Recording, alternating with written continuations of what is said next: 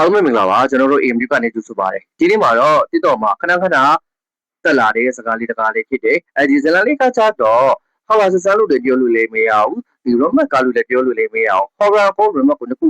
ပါထားတဲ့ကားလေးတကား obsession လို့အမည်ရထားပါတယ်2026မှာထွက်ရှိရတယ်သူ့ရဲ့ video ကဆက်လက်လာတဲ့တက်ချင်းမှာကိုအဲ့ရောက်ထိကိုရထားတယ်နောက်တစ်ခုထူးခြားတာက budget နည်းနည်းလေးတုံးထားပြီးတော့အောင်မျိုးအကြီးကြီးရထားတဲ့ကားလေးတကားဆိုတော့ဒီဇလန်ရဲ့ character လေး carry ဖြစ်တယ်ဆိုတော့သူကိုယ်တိုင်ကလေးဒီထဲမှာထည့်သုံးထားတဲ့ဇလန်စပတ်တွေ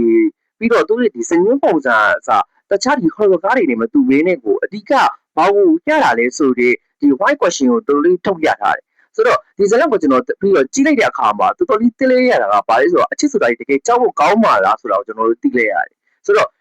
သူက horror ကားဆိုပေမဲ့လည်းတရေစီကလည်းမပါတော့ဘူးဒါပေမဲ့ horror မှုကိုအကြည့်ကိုပေးနေတဲ့ကားတကားဆိုတော့တကယ်ကိုကားလေးဖြစ်နေရဆိုတော့ပိတ်တဲ့ဒီကားဒီဇလန်လေးကြီးတဲ့အခါမှာဒါဘာလို့ဆိုလို့လဲဆိုတာကိုသိဉာဏ်ကားတကားဆိုတော့ဒီအချိန်မှာ horror ကားကိုပဲကြိုက်တဲ့ပိတ်တဲ့တွေအတွက်ဆိုရင်တော့ဒီ obsession ဆိုတဲ့ကားကောင်းလေးကဒါကြည့်လို့ comment ကားလေးတစ်ခုကိုကျွန်တော်အနေနဲ့ညွှန်ပေးချင်ပါတယ်တကူတတိထားပါကအသက်16နှစ်ယောက်ကလေးတွေကြည့်ဖို့မသိတော့တဲ့ကားတကားပါဘာလို့လဲဆိုတော့ဒီထဲမှာကျွန်တော်တို့ဒီဆက်ပုံစံလေးတွေလည်းအများကြီးပါထားတယ်ဆိုတော့အဲ့တော့ကိုကြည့်ဖို့တော့မသိဘူးလို့ပြောပြပေးခြင်းတယ်တတိကိုခန့်လေးအနည်းငယ်အချင်းချင်းလောက်ပဲပါထားတာဆိုပေမဲ့ဒီဇလန်ကလက်ရှိမှာအတော်လေးကိုရေပန်းစားနေတဲ့ကားတကားအောင်လို့အကြီးကိုရထားတယ်ဘတ်ဂျက်ကိုလည်းနည်းနည်းလေးသုံးရတာဘာတွေလဲတော့ထူးခြားနေရလဲဆိုတာဟိုဒီဇလန်လေးကိုကြည့်ဖို့ကျွန်တော်ဒီကမလေးပေးချင်ပါတယ်ကျွန်တော်ကတော့အဆိုင်ဖြစ်ပါတယ်နောက်ဘယ်လိုကောင်းကောင်းလေးတွေကိုဘယ်လိုလုပ်ပေးသွားမလဲ recap လုပ်ပေးသွားမလဲဆက်လက်ဆောင်ကြည့်ကြပါဦးခင်ဗျာအားလုံးကျေးဇူးတင်ပါတယ်